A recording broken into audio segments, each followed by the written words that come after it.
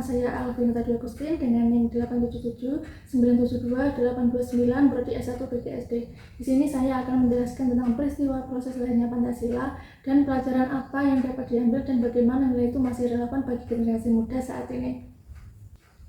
Proses lahirnya Pancasila melibatkan pemahaman sejarah tentang pembentukan dasar negara Indonesia yang berawal dari janji kemerdekaan yang diberikan oleh Jepang pada tanggal 7 September 1944 sebagai upaya menarik dukungan bangsa Indonesia dalam Perang Dunia Kedua.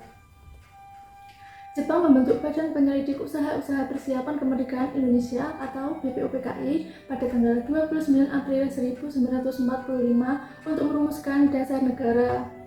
Setelah Jepang membentuk BPUPKI pada tanggal 29 April 1945, BPUPKI mengadakan 2 kali sidang.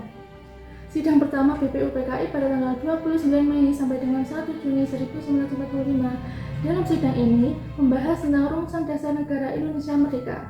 Para anggota mengemukakan gagasan mengenai nilai-nilai yang akan menjadi dasar negara dengan usulan penting dari Muhammad Yamin, Supomo, dan juga Insinyur Soekarno. Pada tanggal 1 Juni 1945 merupakan puncak dari sidang BPUPKI. Insinyur Soekarno menyampaikan pidato bersejarah yang memperkenalkan 5 sila dasar negara yang kemudian dikenal sebagai Pancasila, yaitu kebangsaan Indonesia, internasionalisme atau kemanusiaan, mufakat atau demokrasi, kesejahteraan sosial, dan yang terakhir ketuhanan yang berkebudayaan. Tanggal inilah yang diperingati sebagai hari lahirnya Pancasila. Setelah sidang pertama BPUPKI pada pidato Soekarno pada 1 Juni 1945, dibentuklah Panitia 9 untuk merumuskan dasar negara Indonesia dengan 9 anggotanya yang diketuai oleh Insinyur Soekarno, Dr. Andes Muhammad Hatta sebagai wakil ketuanya, Mr. Muhammad Yamin, Mr. Ahmad Suparjo, Mr. A. Amar Amis, Abdul Kahar Musakir, Haji Wahid Hashim, Haji Agus Salim, dan Abi Kusno Cokro Sujoso.